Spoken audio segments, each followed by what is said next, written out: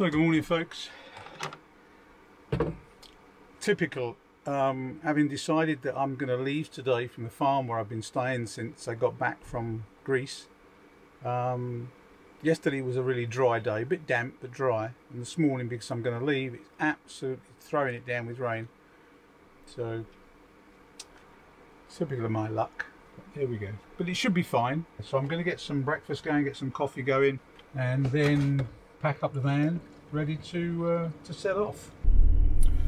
Okay, so I'm finally leaving the farm. It's been a good while since I arrived, and I'm just keen to get back on the road. It is a bit tucked away, this place, but yeah, it's a good place to stop.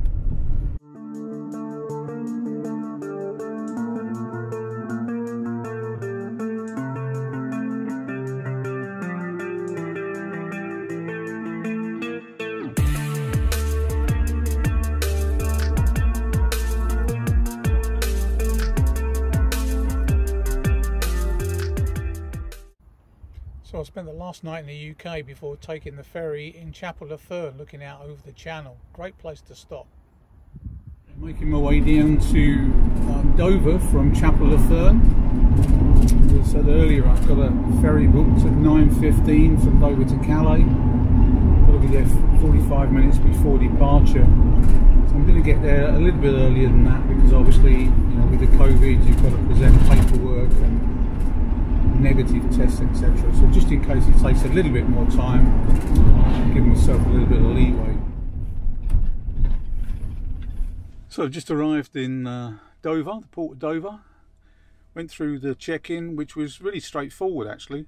The first thing I stopped at was the French immigration passport check, and that was no problem. They just asked me for proof of negative COVID, which was no problem for me.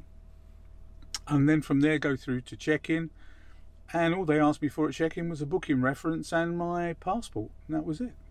The declaration for the French, no one asked for that, and I was only asked if I was fully vaccinated. No one asked for proof of full vaccination. So yeah, pretty easy really when you think about it.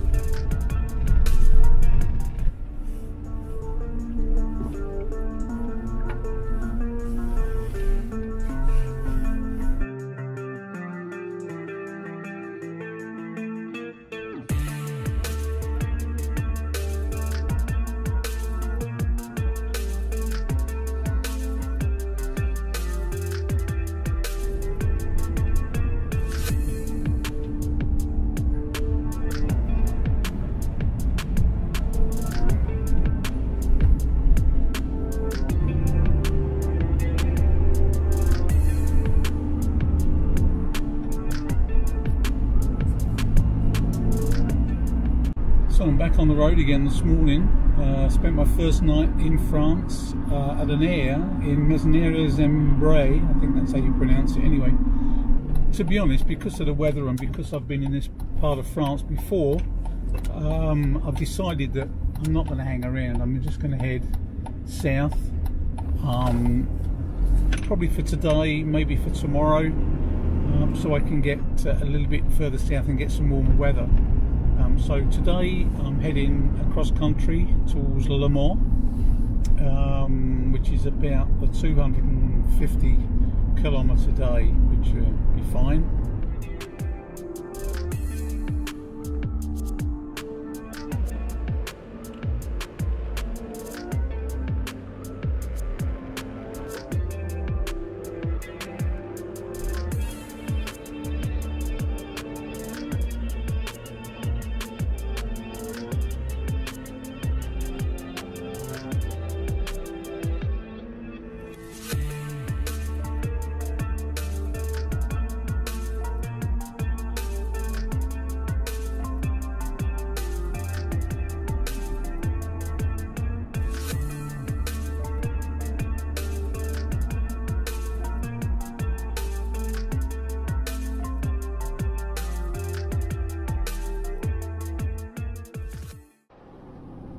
So I'm now driving through the forest area south of Bordeaux on my way to Pau, which is not far from the Spanish border. So the last 2 or 3 days, although they've been sort of long days and a good push, hopefully I'll be in Spain, if not today, tomorrow, and then I can start to really slow down and enjoy myself. I know it seems a bit rushed to come down here in just a couple of 3 days, but you know, the quicker I can get down to the warmer weather, the more time I can spend in the warmer weather. So, you know, it's good for me. So, yeah. So things were going well, and I made my way towards the Pyrenees. Obviously, I needed to cross the mountains to get down into Spain.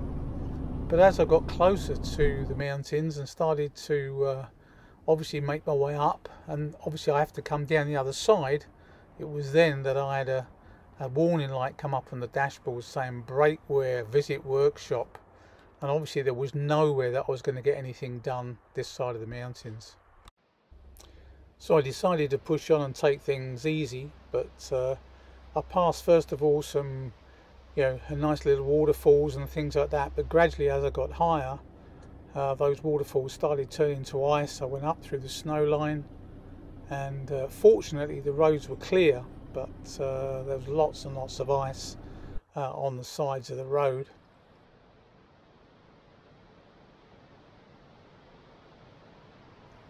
But yeah, I managed to get over the mountain safely, which was good. And eventually I dropped down into a medieval town or village that I've been to before, but it's a brilliant place to stay over a couple of days, which is a town called Ainsa. And I managed to find a spot in there. It wasn't too busy, so it was a good place to stop and just relax. First couple of nights in Spain, it was really, really good and most enjoyable. Ainsa village was the capital of the old kingdom of Sobrarbe, and was later then incorporated into the kingdom of Aragon in the 11th century. It really is a magnificent example of medieval architecture. The walls, it's still possible to go up onto the ramparts if you like.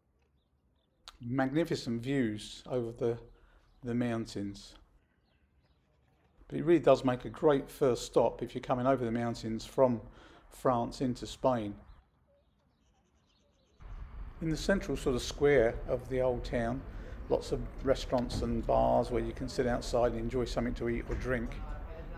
Really picturesque. Quite quiet though because of COVID, no doubt. Some of the local cats. But really a very pleasant place.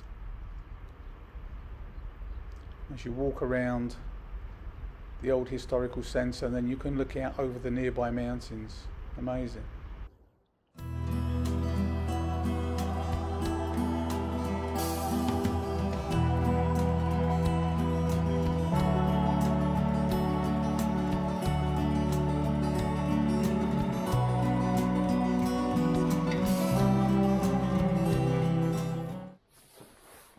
So I'm actually walking through the old medieval town of Ainsa. It's a beautiful old town. Very much the old buildings all done in their stonework. It's very quiet this morning.